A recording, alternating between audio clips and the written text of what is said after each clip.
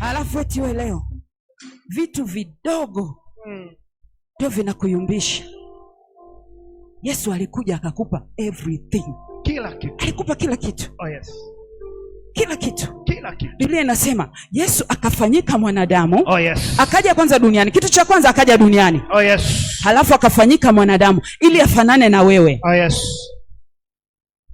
Lengo lake ni nini? Afanye exchange ya kile alichokuwa nacho akuachie wewe. Yes. Ule tajiri aliyokuwa nao. Oh yes. Alikuwa akuachie wewe. Amen. Ni neema iliyoje. Neema. Ni neema iliyoje. Neema. Ni neema iliyoje. Neema. Ni neema iliyoje. Neema.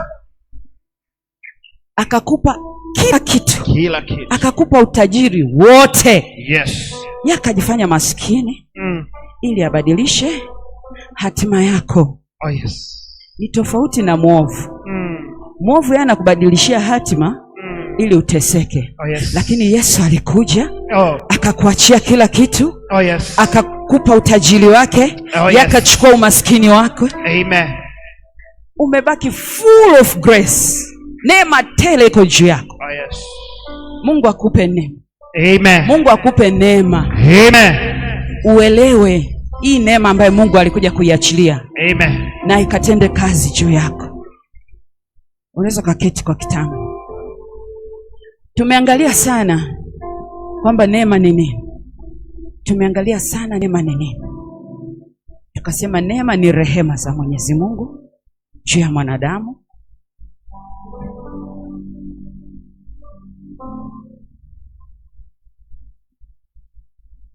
Lakini rehema hizi ambazo za Mungu alizoachilia kwetu, je, sisi wenyewe ambao tuliletewa neema tunazichukuliaje? Tunazichukuliaje hii neema ambayo Mungu amepatia? Tunaamka tu asubuhi tunasema amina stahili, au tunafanya tu biashara, ukiona umetengeneza faida unasema tunastahili? Hapana, yuko Mungu ambaye siku zote ni lazima tumshukuru. Amen. Asubuhi ya leo kama kanisa tutamshukuru Mungu hivyo ulivyokaa, na nataka umshukuru kutoka moyoni, kama ambavyo mimi nitamshukuru mahali hapa, kwa sababu hata ya kuniinua tu kwenye madhabahu ya watakatifu wake. Na wewe mshukuru Mungu kwa jambo lolote. Baba, nasema asante asubuhi ya leo. Your daughter is here again. Thank you, Lord. Thank you for the grace. Thank you for the grace. Asante kwa ajili ya kusimama kwenye madhabahu yako. Asante Mungu wangu. Asante Yesu Kristo. Asante Roho Mtakatifu. Ninakushukuru kwa ajili ya kuniinua kwenye madhabahu yako. Ninakuomba Bwana, usiniache. Usiniache asubuhi ya leo kwa ajili ya watoto wako. Usiniache kwa ajili ya watoto wako. Ikiwa ni kwa ajili yangu, la hasha. Lakini kwa ajili ya watoto wako usiniache. Anoint me afresh. Ile neema inayofanya kazi kwa mtumishi wako Apostle Chacha mahali hapa, ikatende kazi tena juu ya. Amen. The teaching grace, the healing grace, the delivering grace, let it work upon me. In the name of Jesus. In the mighty name of Jesus. Baba, katika nyumba hii pia ninakushukuru Apostle Chacha. It is just by grace. There are many vessels in the house. Nakushukuru kwa ajili ya kuniinua kwenye madhabahu hii. Asante. Nami ninaomba asubuhi ya leo, neema inayofanya kazi juu yako kafanye kazi juu yako, katika jina la Yesu. Amen. Amen. Amina. Amen. Amen.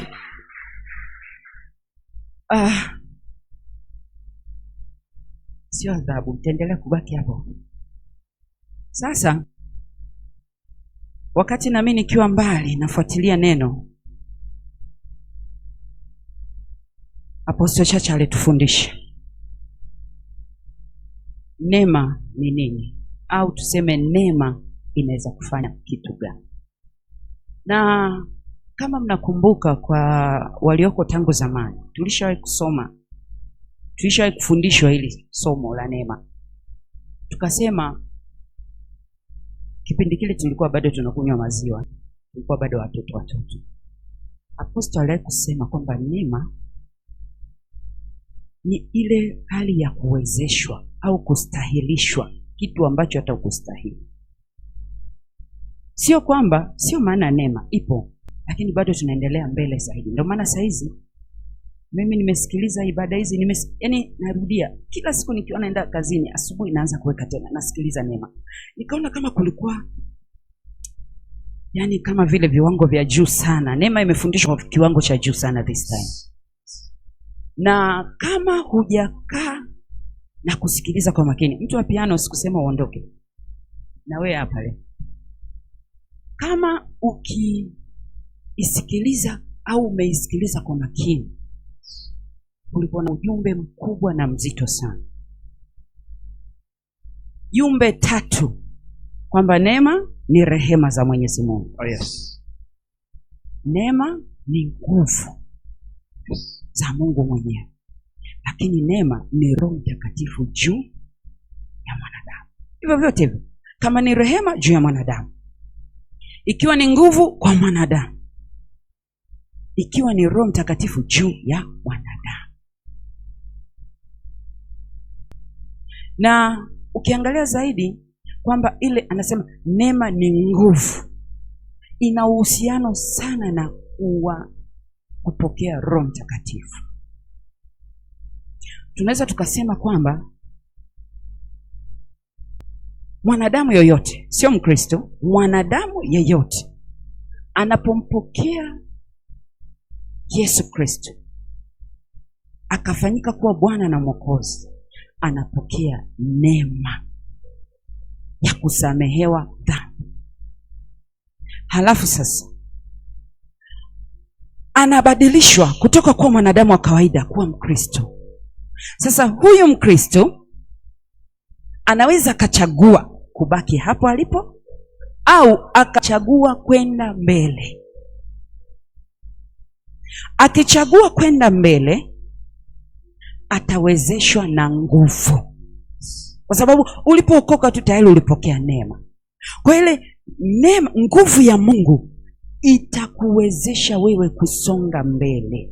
Na Mkristo ambaye anasonga mbele ni yule Mkristo ambaye amezishika sheria za Mungu, ametii maagizo ya Mungu, ameketi karibu na Mungu, ameendelea kuketi katika neno, ameendelea kutii maagizo yoyote, hata kama anayatoa mtumishi ambaye anamsikiliza kwa wakati huo. So ukiangalia, tuna hizo stage mbili kubwa: kupokea rehema, halafu kupokea nguvu kuendelea mbele. Na ukishapokea hiyo nguvu ya katarabushi, ukipokea hiyo nguvu na ukaamua kuitendea kazi, ukaamua kuketi na Ukristo wako, watu watakushangaa, watu watakuona jinsi unavyoenda mbele. Kwa nini? Kwa sababu Mungu anachosema, yani ile wewe tu kuamua. Neema ipo, ni wewe tu kuamua kusimama na kuendelea mbele. Ukiangalia kwenye ile andiko letu ambalo ni Wakorintho wa pili 12:9, ambalo ndo andiko letu katika mwezi huu, ukiliangalia sana, ukilitafakari sana, tunamwona Mtume Paulo alifika mahali akanasema, ukianza mwanzo kabisa, usianze tu 9, kwa kuna mambo ambaye anasema mimi siwezi kujisifia nayo. Mimi siwezi kujisifia nayo. Kama ni mambo yanayonihusu mimi, siwezi kujisifia nayo. Lakini alimaanisha vile vitu ambavyo anavifanya, halafu wewe watu wakamuona kwamba ni vizuri. Hakutaka kupokea ile sifa. Akanasema ni neema tu ndio inayenibeba.